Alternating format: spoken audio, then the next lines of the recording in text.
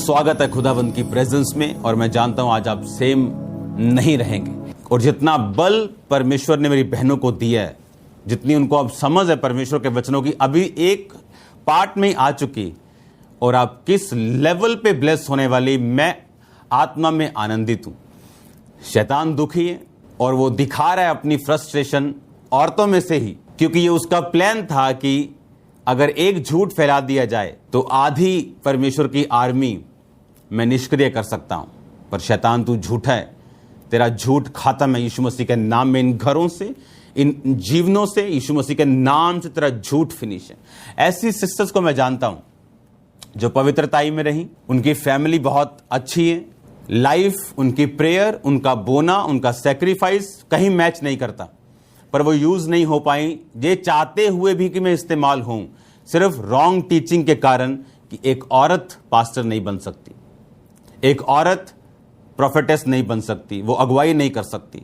ये सदी का सबसे बड़ा झूठ है जो शैतान ने फैलाया, क्योंकि 50% औरतें हैं, 50 नहीं तो 49 होंगी, कहीं 51 भी हैं। और इसी कारण कि आधी आर्मी ही परमेश्वर की खत्म कर दी जाए। तो आज से ये शैतान का झूठ नहीं चलने वाला, खासकर इस चर्च के ऊपर। और जो लोग ऑनलाइन सुनते हैं और जो लोग मिनिस्ट्री को फॉलो करते हैं, उसका पूरा प्लान है आपको इस्तेमाल करने का। और हर एक चीज प्रोफेटिक है, हर एक चीज। मुझे नहीं मालूम होता मैं क्या प्रीच करूंगा, लेकिन परमेश्वर की प्रेजेंस में जब मैं जाता हूं अपनी उन्नति के लिए, तब परमेश्वर का आत्मा जाहिर करता है उन चीजों को। और मैं हैरान हूं जिस तरह से परमेश्वर ने मुझे वो विजन दिया, वो वचन दिया। मुझे एक बात मालूम है, हर एक चीज जो मिनिस्ट्री में हो रही है वो प्रोफेटिक है। मेरा ये बिलीव है कि आज ये जो मैसेज मैं आपको दे रहा हूं, ये एक प्रोफेटिक मैसेज है जो आप रिसीव कर रहे हो। अब मैं चाहता हूं कि जो मैं पढ़ूं आपके सामने, आप उसे ध्यान से रिसीव कर सके और पवित्र आत्मा आपको टच करेगा, मैं ये जानता हूं। मैं ये चाहता हूं अगर आप ध्यान से मूसा की जिंदगी को देखें, बाइबल कहती मूसा परमेश्वर के द्वारा चुना गया था। लेकिन अगर आप मूसा की लाइफ में देखें, औरत का क्या रोल था। मूसा जब हुआ तो उस समय आज्ञा क्या थी कि सब इजरायली लड़कों को मार दिया जाए, लेकिन उसकी मां ने उसको बचा के रखा।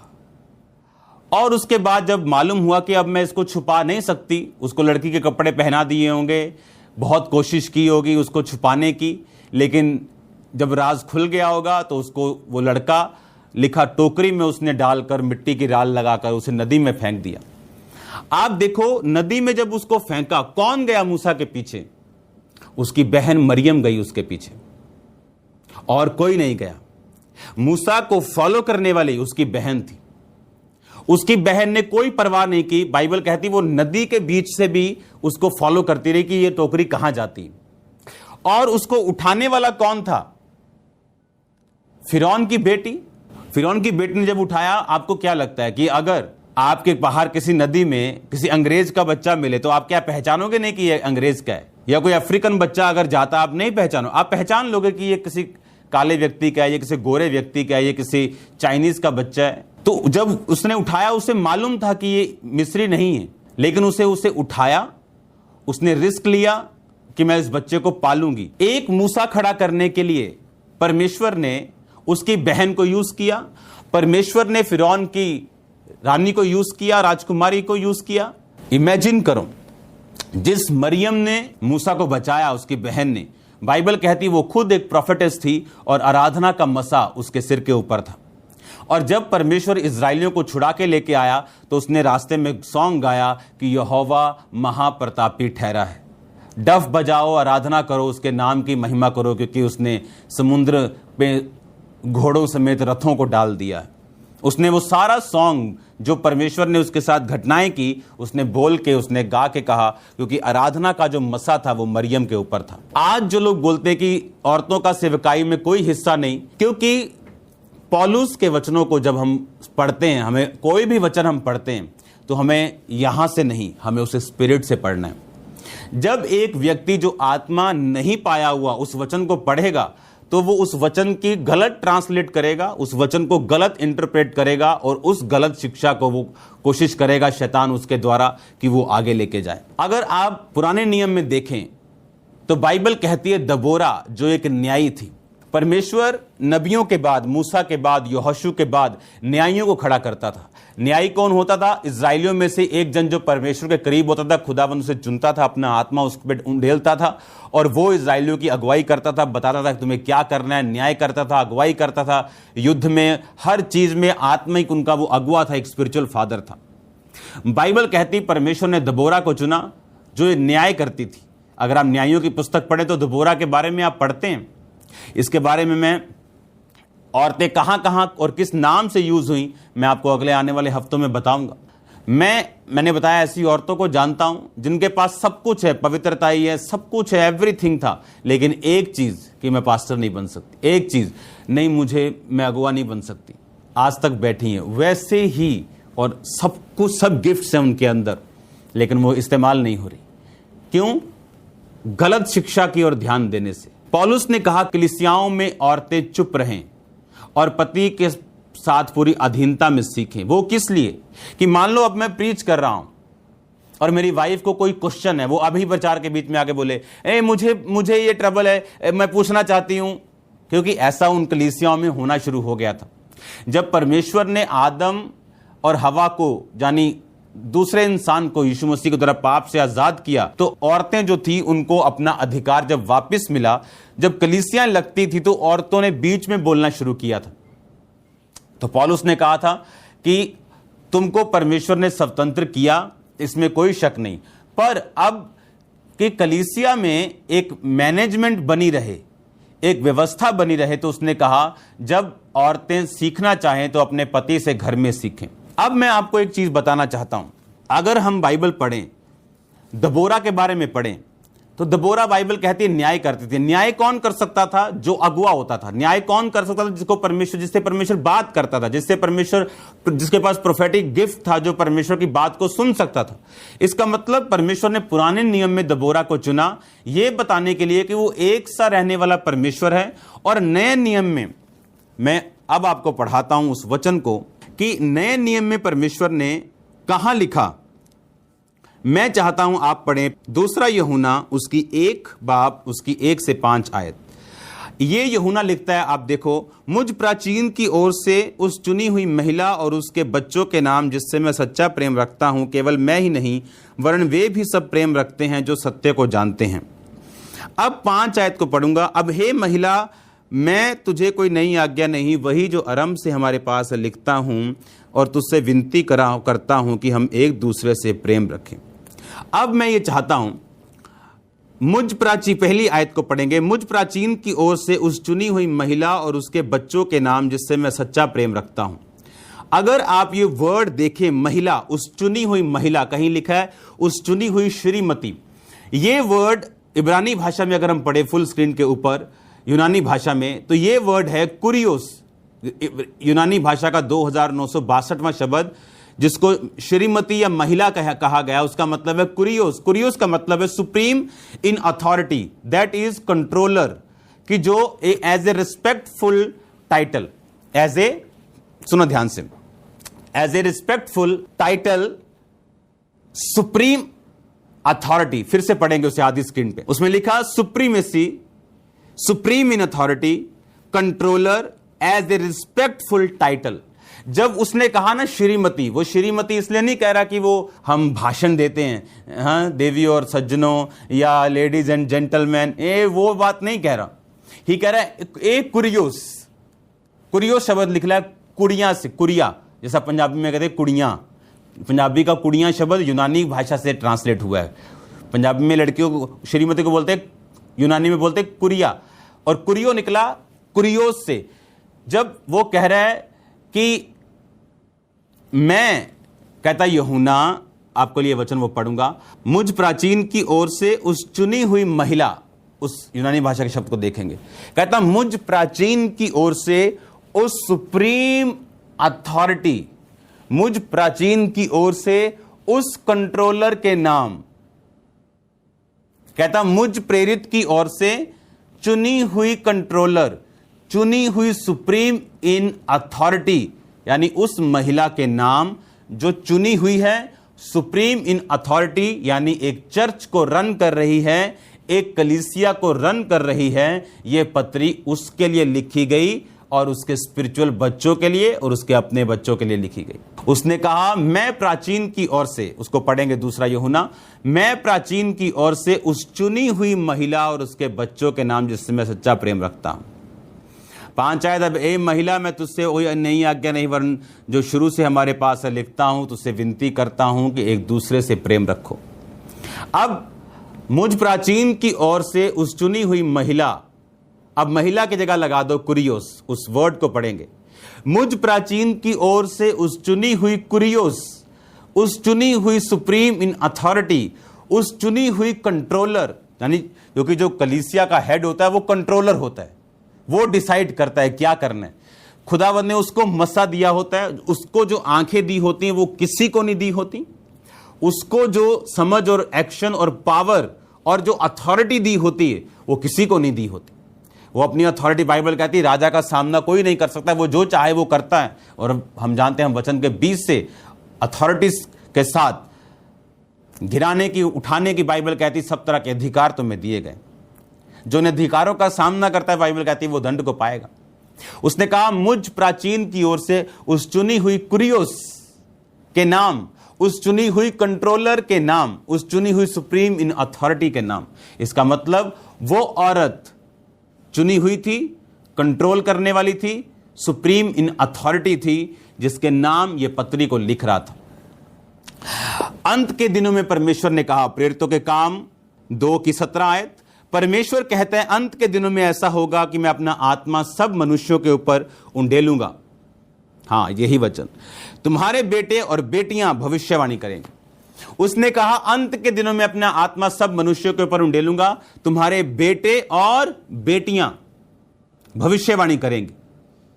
उसने अगर अकेला बेटों को इस्तेमाल करना होता, उसने कहना था, अंत के दिनों में मैं अपना आत्मा सब मनुष्यों पे उंडेलूंगा, तुम्हारे बेटे भविष्यवाणियां करेंगी, तुम्हारी बेटियां उनका साथ देंगी। अंत के दिनों में मैं अपना आत्मा सब मनुष्य पे उंडेलूंगा, तुम्हारे बेटे हीलिंग करेंगे और तुम्हारी बेटियां, तुम्हारी बहुएं उनका साथ देंगी।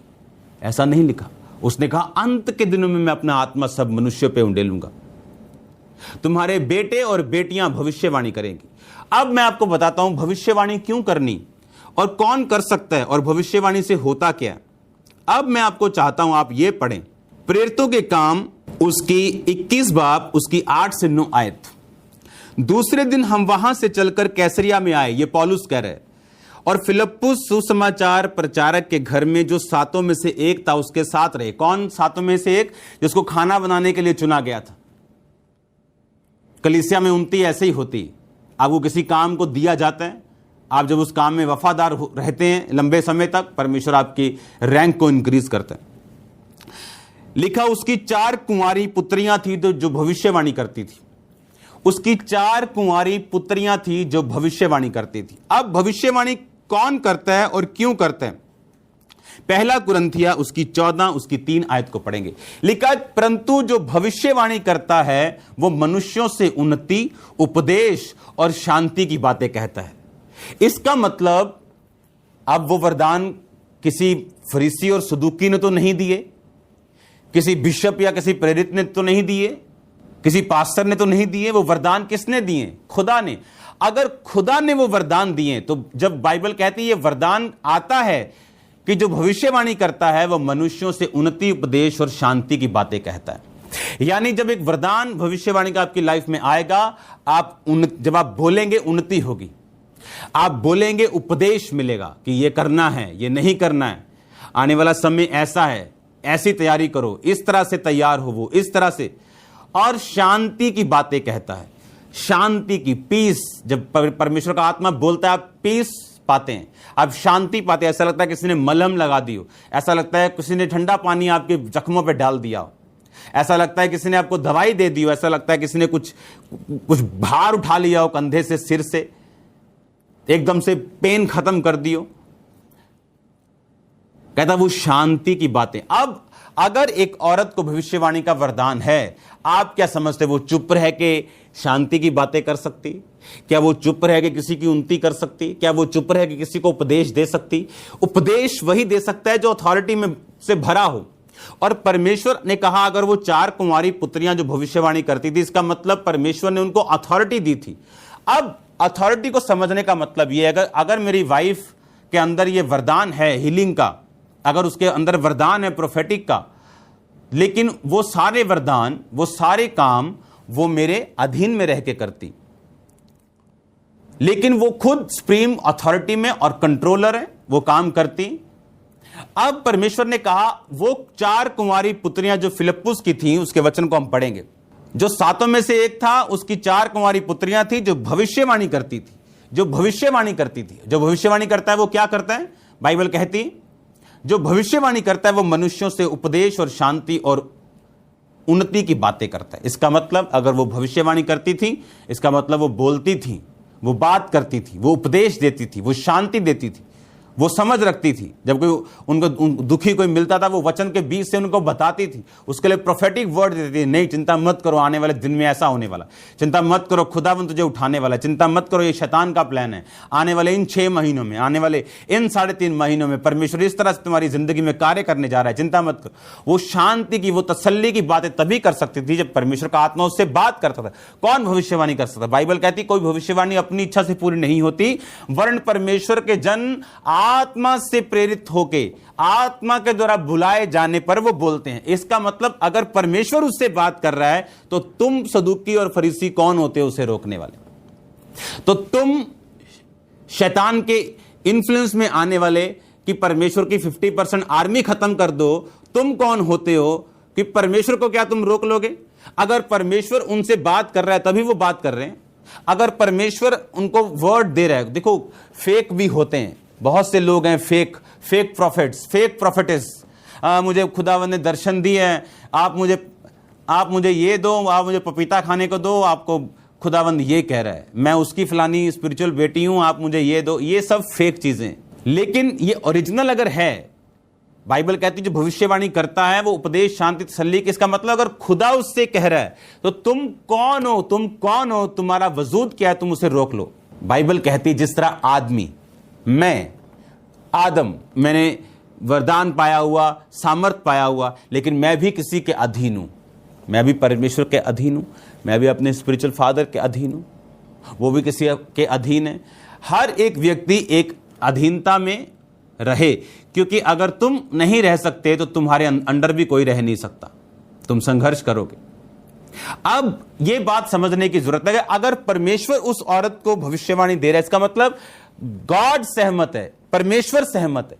अगर परमेश्वर सहमत है तो तुम डरोगी और लोगों को सुनोगी जिनकी अपना कोई वजूद नहीं, जिन्होंने खुदा के लिए कुछ किया नहीं।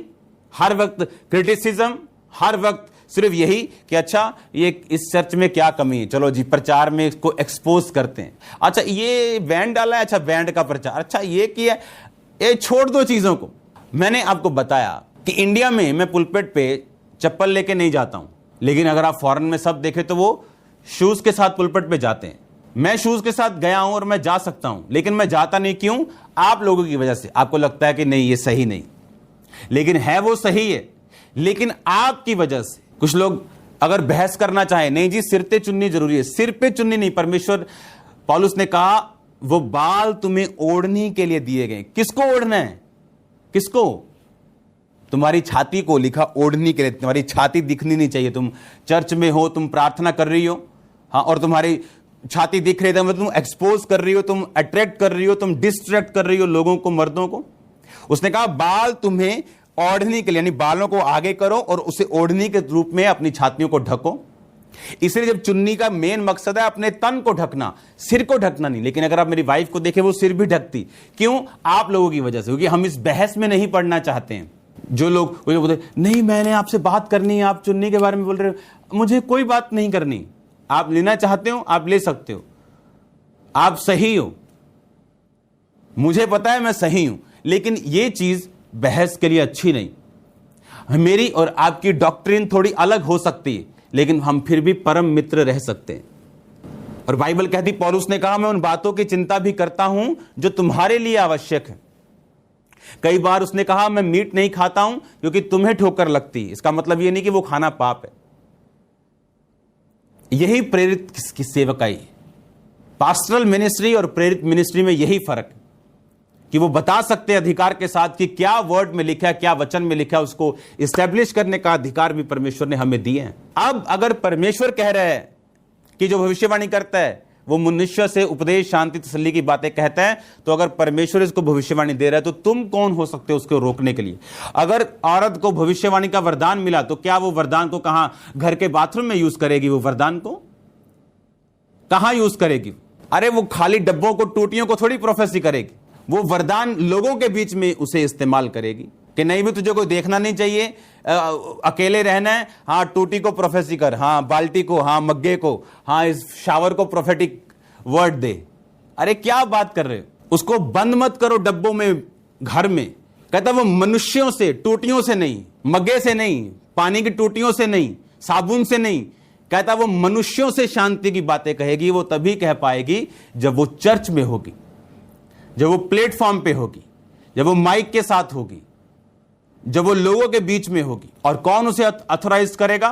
उसका पति, उसका बाप, उसका स्पिरिचुअल फादर, परमेश्वर, कोई भी हो सकता है जो उसके साथ हो। आप जानते औरत जो थी वो श्राप में थी, इसीलिए सुलेमान की 1700 300 700 उसके बाद कितनी रखेलियां, कितनी पत्नियां। क्यों? क्यों? क्योंकि औरत श्राप में थी, क्योंकि उसने शैतान की बात को सुना। इमेजिन करो, एक पत्नी को सुलेमान 2 साल में एक बार मिल रहा है, उसकी इमोशनल लाइफ कैसी होगी, उसकी बॉन्डिंग उसके साथ कैसी होगी। अरे एक एक नाम की 10-10 औरतें होंगी उसके पास, उसके भी कोड रखे होंगे उसने, हाँ S2, S3, S4, S5। और इसी श्राप से जब परमेश्वर ने आजाद किया, उसने कहा तुम एक, जितने अध्यक्ष होना चाहते हैं वो एक पत्नी के पति होंगे। पत्नी की डिग्निटी, औरत की डिग्निटी को यीशु मसीह ने जितना बनाया है, उसको आजाद किया है, कोई नहीं कर सकता। इसीलिए परमेश्वर ने क्या कहा? उसने कहा कि मैं तुम्हें कर्ज से आजाद करने के लिए आया हूं। अब औरत को परमेश्वर ने उसी तरह आदम के समान खड़ा किया है, जिस तरह पहले था कि आदम था और उसकी औरत थी और वो दोनों परमेश्वर के साथ चलते थे। आदम को सहायक दिया गया, उसे नौकरानी नहीं दी गई थी। आज लोगों के घर में लोगों को लगता है कि औरतें नौकरानी है सिर्फ, मतलब शादी की है मतलब घर का काम होना चाहिए, साफ सफाई होनी चाहिए, बर्तन मंजे होने चाहिए, रोटी बनी होनी चाहिए। ठीक है, औरत की जिम्मेवारी है घर संभालना, पर एक सहायक के रूप में, एक नौकरानी के रूप में नहीं। अगर औरत घर नहीं संभाल सकती, बाइबल कहती है, वो कलीसिया भी नहीं संभाल सकती। अगर वो घर का काम नहीं कर सकती, बच्चों को नहीं संभाल सकती, जिम्मेवारी नहीं उठा सकती, वो कलीसिया में कभी काम नहीं कर सकती। एक जिम्मेवार आदमी और जिम्मेवार औरत होना यह आपके लिए जरूरी है। फिर से दूसरा यूहन्ना 1 उसकी 1 से 5 आयत को हम पढ़ेंगे। मुझ प्राचीन की ओर से उस चुनी हुई महिला, अपने अपने पड़ोसी को बोलो उस चुनी हुई महिला, फिर से बोलो अपने पड़ोसी को उस चुनी हुई कुरियस, हालेलुया, चुनी हुई महिला और उसके बच्चों के नाम। लिखा मुझ प्राचीन की ओर से उस चुनी हुई महिला, यानी चुनी हुई कुरियोस, यानी चुनी हुई सुप्रीमेसी, चुनी हुई सुप्रीम इन अथॉरिटी, चुनी हुई कंट्रोलर के नाम, हालेलुया। यह परमेश्वर ने कहा। सुनो ध्यान से। अब परमेश्वर ने कहा दबोरा को, दबोरा कंट्रोलर थी, सुप्रीम इन अथॉरिटी थी। उसी तरह से पुराने नियम से अब नए नियम में आ गए। यूहन्ना बोला उस चुनी हुई श्रीमती, चुनी हुई कुरियोस, चुनी हुई सुप्रीम इन अथॉरिटी के नाम। हम पढ़ेंगे प्रेरितों के काम 18 उसकी 24 से 26 आयत। उसमें लिखा अपोलोस नामक एक यहूदी जिसका जन्म सिकंदरिया में हुआ था और जो विद्वान पुरुष था और पवित्र शास्त्र को वो अच्छी तरह से जानता था। अब मैं ये चाहता हूं कि आप इस आयत को बड़े ध्यान से सुने कि अपोलोस जो था, अगर आप बाइबल ध्यान से पढ़ें, पवित्र शास्त्र को अच्छी तरह से जानता था। उसने प्रभु के 25 में लिखा मार्ग की शिक्षा पाई थी और मन लगाकर यीशु के विषय ठीक ठीक सुनाता और सिखाता था, परंतु ये केवल यूहन्ना के बपतिस्मा की बात जानता था। वो राजनाले में निडर होकर बोलने लगा। तब प्रिस्किल्ला, अक्विला उससे बातें सुनकर उसे अपने यहां ले गए और परमेश्वर का मार्ग उसको और भी ठीक ठीक बताया। आपको मालूम प्रिस्किल्ला और अकिला इसमें से बंदा कौन है और लेडी कौन है? जो प्रिस्किल्ला है वो लेडी है। ये जोड़ा जो प्रभु की सेवा करता था और पौलुस के साथ मिलकर एक कलीसिया को चलाता था, बाइबल कहती उस प्रिस्किल्ला ने, जो एक औरत थी, उस अपोलुस को परमेश्वर का मार्ग और भी सही बताया। अब अपोलुस जो बड़ा तगड़ा पवित्र शास्त्र को जानता था, उसने उस औरत की बात को सुना। कौन था जिसने यीशु मसीह का सबसे पहले प्रचार किया? एक औरत। कौन था जो क्रूस के पास खड़े रहे? एक औरत। कौन था जिसने यीशु मसीह के जी उठने के बाद सबसे पहले उसे देखा? और कौन था स्वर्गदूत ने जिससे कहा जाओ और बताओ भाइयों को कि यीशु मसीह जी उठा है? एक औरत। कौन था जिसने मूसा को बचाया? एक औरत। जो कौन था जिसने मूसा को पाला? एक औरत। आप इनको इग्नोर नहीं कर पाएंगे। वो टाइम खत्म हो चुका जब कलीसियाएं 50% आर्मी को बढ़ने नहीं देती थी। आज वो टाइम आ चुका है कि आप इस बात को समझो कि परमेश्वर अगर ये वरदान आपको दे रहा है और कह रहा है इससे उपदेश और शांति और तसल्ली मिलेगी, इसका मतलब वो आपको यूज करना है। यूज आप बाल्टियों को, मग्गों को या किचन में जाके तो यूज नहीं करेंगी कि पतीले नू प्रोफेटिक दे दी है, कुकर नू दे दी है अज कि भाई 7 सीटियां जल्दी मारी 3 मिनट च मारी, या बाथरूम में मग्गों को और शावर को बोल रही हैं कि आज तू इतने टन पानी निकालेगा, इतने किलो निकाल। नो, आपको इंसानों के बीच में, उनके बीच में काम करने के लिए बनाया गया। उसने कहा जो भविष्यवाणी करता है मनुष्यों से उपदेश, शांति और तसल्ली की बातें करता है। शांति, मनुष्यों से उपदेश और उन्नति की बातें बोलता है। बाइबल कहती है फिलिप्पुस की 4 कुंवारी पुत्रियां थी जो प्रोफेटिक थी, जो प्रोफेटिक वर्ड देती थी।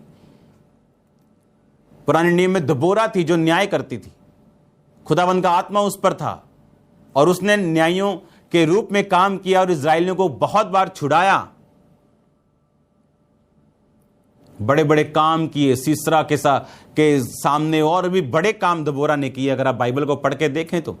अब परमेश्वर जब आया, जब यीशु मसीह ने हमको पाप से फ्री किया, औरत को उसकी डिग्निटी में रिस्टोर किया, अब वो कहता है जो अध्यक्ष होना चाहते हैं, जो मेरे होना चाहते हैं, वो एक ही पत्नी के पति हों। उस औरत को परमेश्वर ने रिस्टोर करने के लिए, उसकी डिग्निटी को, उसकी वैल्यू को फिर से वही करने के लिए बाइबल कहती जान दी, वो मारा गया और गाड़ा गया। आप में से एक भी औरत नहीं चाहेगी आपके पति के 999 पत्नियां और हों, रखेलियां और हों, और आप अपने पति से 2 साल में एक बार मिलें। इंट्रोडक्शन भी नहीं आप दे पाएंगी 2 साल में एक बार। कोई फेवरेट होगी भी तो महीने में 5 दिन उसके साथ रह लेगी, लेकिन कोई नहीं चाहेगा। क्यों? क्योंकि बाइबल कहती औरत ने पहले गुनाह किया और अपनी डिग्निटी को गवा दिया।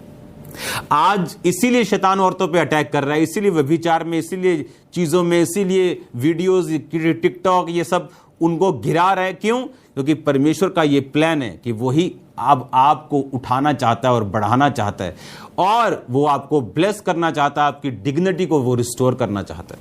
आप जानते हैं जब औरत पाप में गिरी, रेप करने का, औरत को प्रताड़ित करने का ये जो शैतान था, ये जो विचार था, ये तब आदम के अंदर शैतान ने डाला था।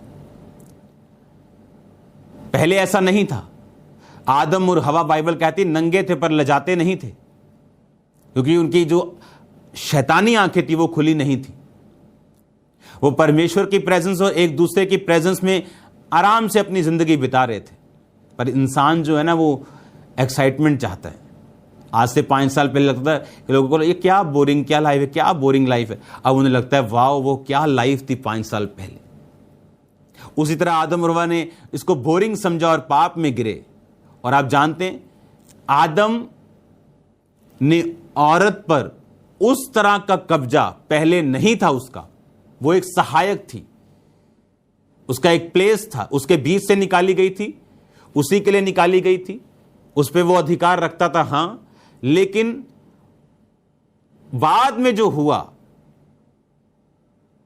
जो उसको प्रताड़ित किया गया, उस पे कब्जा किया गया औरत पे, वो एक पाप का, आदम और हवा दोनों के पाप का कारण था। जब यीशु मसीह मुर्दों में से जी उठे और उसने आपको पाप से, उस कर्ज से, उस श्राप से आजाद किया, अगर आज वो औरत अपनी जिंदगी प्रभु को दे दे, आप सोच भी नहीं सकते वो आदर आपने जिंदगी में कभी इमेजिन नहीं किया होगा जो आपको मिलने वाला है। जॉयस मिर कौन थी? ऐसी औरत, ऐसी लड़की जिसको उसके अपने बाप ने सेक्सुअली अब्यूज किया, अपने खुद के बाप ने, उसके पहले पति ने उसको छोड़ दिया, यूज किया गया उसका लोगों के द्वारा। और जब जीवन प्रभु को दिया, खुदावंद ने उसको बेस्ट हस्बैंड दिया। जब जीवन प्रभु को दिया, आज लोग उसकी 5 मिनट झलक पाना चाहते हैं। जब जीवन, आज उसकी फोटो दिखा दो तो लोग बोलते हैं, तो पूछो कितने साल के, लोग बोलते 30 साल की, कोई बोलेगा 40 साल की, लेकिन वो 75 साल की आई थिंक, उस पता नहीं उससे भी ज़्यादा हो गई, इतने साल की है वो तकरीबन। खुदावंद ने उसको वो नाम दिया, उसको वो ब्लेसिंग दी, उसको वो ताकत दी, उसको वो आशीष दी, उसको वो परिवार दिया, उसको बच्चे दिए, उसको बच्चों के बच्चे दिए, शायद उसके भी बच्चों के बच्चे अब तो होने वाले होंगे। मतलब इतना ब्लेस प्रभु ने किया उसको, जब उसने अपनी जिंदगी को पवित्रताई में परमेश्वर को दिया।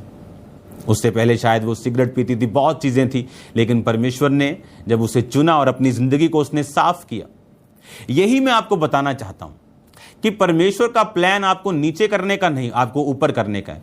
लेकिन शैतान आपको व्यभिचार में फंसाएगा, वो आपको गलत कामों में फंसाएगा, ताकि वो कर्स जो हवा के ऊपर है था, वो आपके ऊपर उसी तरह से बना रहे। इसीलिए आज लेडीज की लाइफ में प्रॉब्लम्स और रिलेशनशिप्स में, एक टूटा, दूसरा टूटा, तीसरा शादी, चौथी, इसीलिए ये प्रॉब्लम है क्योंकि हम परमेश्वर के करीब नहीं। जब कर्ज से हम आजाद होंगे तो इस इमोशनल ड्रामा से, इस इमोशनल पेन से, इन चीजों से भी हम आजाद हो जाएंगे। क्योंकि एक औरत को मालूम होना चाहिए, जब तक उसकी लाइफ में परमेश्वर नहीं है, उसका पति, उसका कोई भी उसका अपना नहीं, वो कभी भी उस सच्चे पीस को, उस रियल लव को महसूस नहीं कर पाएगी। अपनी लाइफ में खाली रहेगी एक कोने से, जब तक उसे ये मालूम नहीं होता कि प्रभु यीशु मसीह ने मुझे उस कर्ज से आज़ाद किया। और जब वो इस बात को मानती और कबूल करती और विश्वास करती, उसका वो खालीपन खत्म होता है और परमेश्वर उसको यूज करना शुरू करता है। अब आपको ये बात को ध्यान में रखना है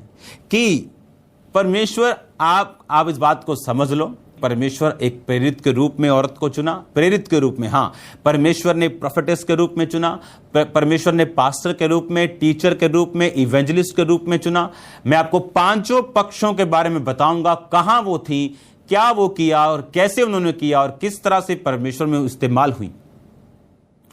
आप एक बात को ध्यान से समझ लो, अगर आपने अपना जीवन प्रभु को दिया, अगर आप, सबसे पहले देखिए, अगर आप सेवा करना चाहती हैं तो सेवा आपके घर से शुरू होती। अगर आप सेवा करना चाहती और अपने बायोलॉजिकल फादर की आप बेइज्जती कर रही हैं या उनके साथ तो आप कभी सेवा नहीं कर पाएंगे। मैंने अन्य जातियों में, सब में, क्रिश्चियन लोगों में देखा, जो लोग अपने बायोलॉजिकल फादर की बार बार बेइज्जती करते हैं, मैंने बहुतों को बीमार देखा है, बहुतों को तकलीफ में देखा है, और तकलीफ भी ऐसी सरप्राइजिंग उनको मिलती है जिन्होंने कभी सोचा भी नहीं होता कि मेरे को ये तकलीफ हो सकती, मेरे को ये बीमारी हो सकती, लेकिन उसका कारण उनको नहीं मालूम। बाइबल कहती है, अगर तू लंबी उम्र देखना चाहता है, अपने माता और पिता का आदर कर, उसकी आज्ञाओं को मान। ये आज्ञा भी है और प्रतिज्ञा भी है। ये ऐसी एक आज्ञा है जो प्रतिज्ञा भी है, यानी खुदा की कमांड भी है और प्रतिज्ञा भी है कि अगर तू ये पूरी करेगा, मैं तुझे लंबे दिन दिखाऊंगा। अगर आप एक औरत हैं और अपने पति की आप इज्जत नहीं करती, तो मैं आपको लिख के देता हूं, आप यूज नहीं हो पाएंगी। आपको एक औरत के नाते जो बिब्लिकल वर्ड्स हैं उन्हें पूरा करना है, आदमी को एक आदमी के नाते जो बिब्लिकल वर्ड्स हैं उन्हें पूरा करना है। और उस तरह से जब आप घर से उस वचन को पूरा करना शुरू करेंगी तो परमेश्वर आपके रास्तों को खोलता जाएगा। और मैं आने वाले समय में आपको बताऊंगा कि अगर आप पास्टर बनना चाहती है आपको क्या करना है, अगर आप सेवा शुरू करनी तो कैसे करनी, किस तरह से अपने आप को लॉन्च करना है डे बाय डे, ताकि आप उस दिशा में आप आगे बढ़ सकें और परमेश्वर में इस्तेमाल हो सकें। अब आपको यह बात बड़े ध्यान से समझनी कि परमेश्वर आपकी जिंदगी में यह चाहता है कि आप यूज हो, वो ये चाहता है कि आप एक सुप्रीम इन अथॉरिटी, आप एक कंट्रोलर हो, आप ब्लेस्ड करने वाली हो, आप बड़े काम करने वाली हो। औरतों का जो काम है वो आप मर्द नहीं कर सकते। जिस तरह से बाइबल में उनका रोल है आप नहीं कर सकते। मूसा को बचाने से लेके, उसको पालने से लेके बंदे का कहीं कोई हाथ नहीं था, लेकिन खुद वो एक बंदा था। एक अच्छे बंदे को बुरी औरत दे दो, 5 साल में वो अच्छा बंदा बुरा बन चुका है।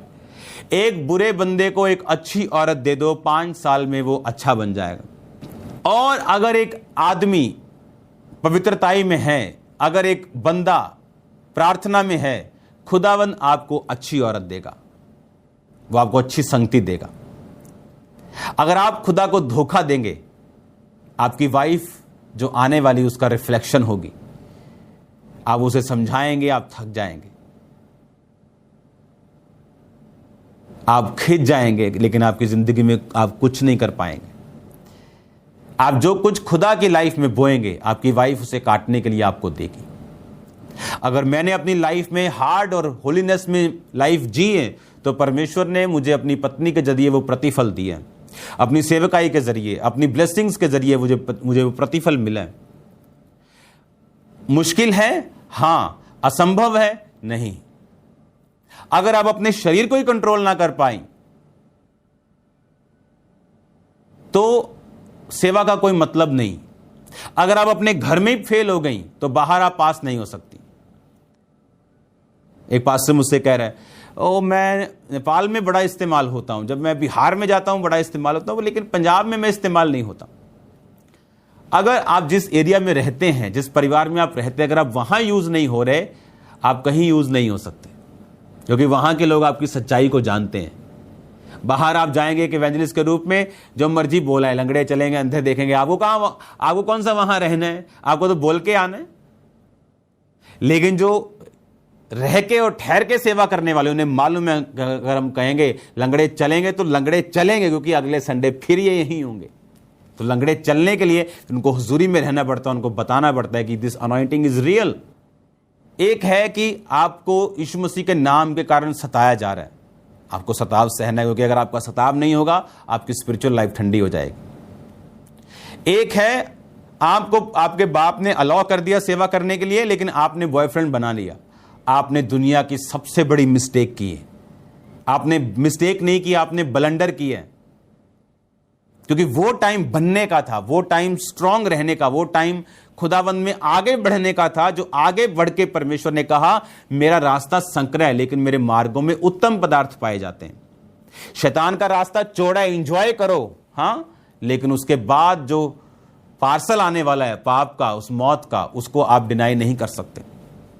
वो आपने ऑनलाइन पेमेंट कर दी है, वो गंदे काम करके वो सो के खत्म कर दिया आपने स्पिरिचुअल लाइफ को। अब वो पार्सल तो आएगा, वो आपको रिसीव करना पड़ेगा। पेमेंट जा चुकी है, अब वो आपको मिलेगा, आपको खोलना पड़ेगा, रिसीव करना पड़ेगा।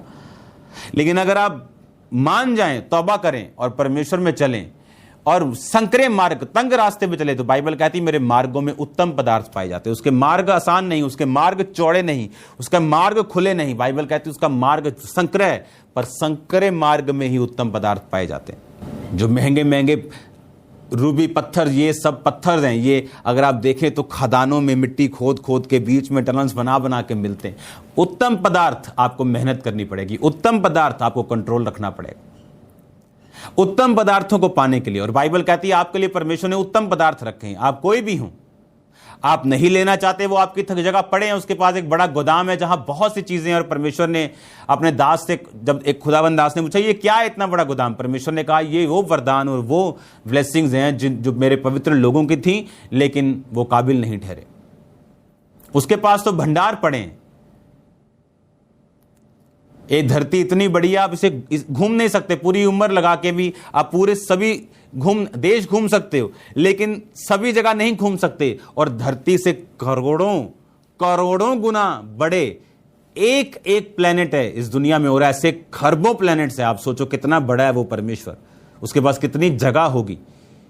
और बाइबल कहती है वो दर्शन देखा, कितना वरदान पड़े, लेकिन सुंदर चीजें पड़ी जो वैसे ही पड़ी। परमेश्वर ने कहा ये लोग योग्य नहीं ठहरे। हालेलुया। एक औरत चाहे अपने घर को तार सकती है, एक औरत चाहे उसे बिगाड़ सकती है। बाइबल कहती लड़ने झगड़ने वाली पत्नी से छत के कोने पे रहना उत्तम है।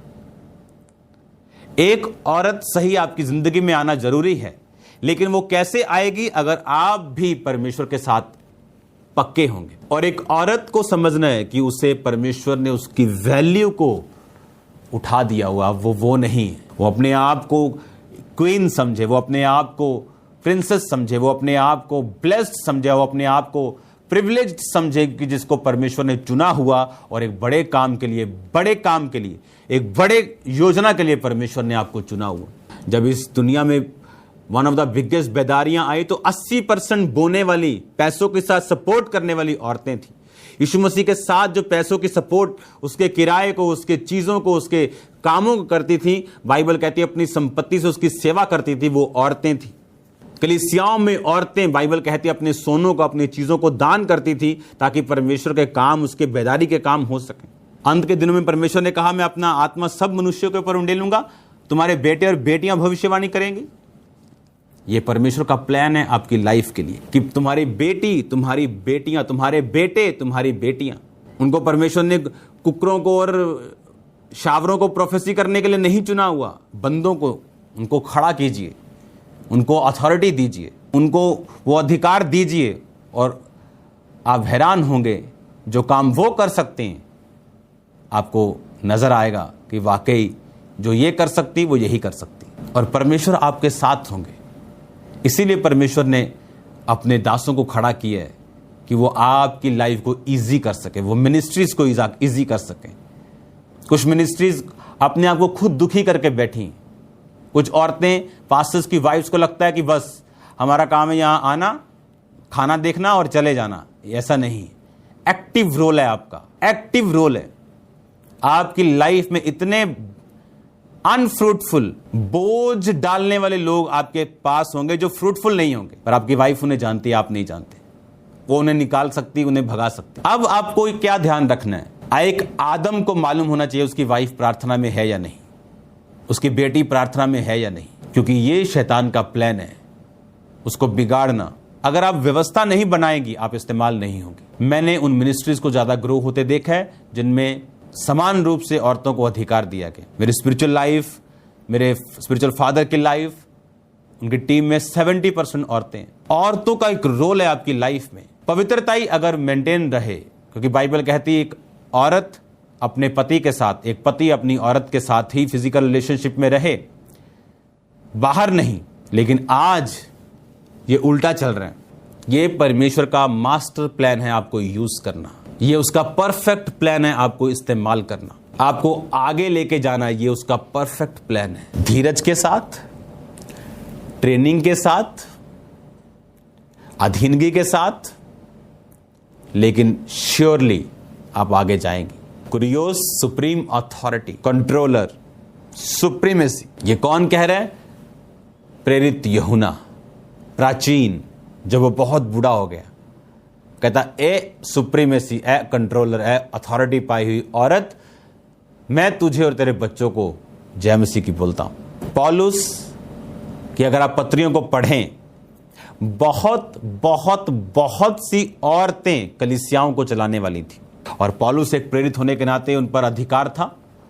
वो बताता था क्या कलीसिया में होना चाहिए, क्या नहीं होना चाहिए, क्योंकि ये उसकी मिनिस्ट्री थी, ये उसकी सेवकाई थी। याद रखो, खुदावंद का काम चलता रहना चाहिए। हमारी लाइव्स ब्लेस होंगी, सुरक्षित रहेंगी। अगर आप प्रभु के लिए जिएंगे, अपना पैसा, अपना जीवन प्रभु के लिए समर्पित रखेंगे, वो आपको संभाल के रखेगा। हम जितना खुदावंद में रहेंगे, जितना हम उसके राज्य की केयर करेंगे, उतने हम प्रेशियस और कीमती हैं उसके हाथों में। मैं आपको ब्लेस करता हूं। मैं आपसे जल्दी मिलूंगा खुदावंद की प्रेजेंस में। सबको जय मसीह की। परमेश्वर के वचनों को सुनने के लिए हमारे चैनल को सब्सक्राइब कीजिए और हमारी लेटेस्ट वीडियो सबसे पहले देखने के लिए बेल आइकन को प्रेस कीजिए।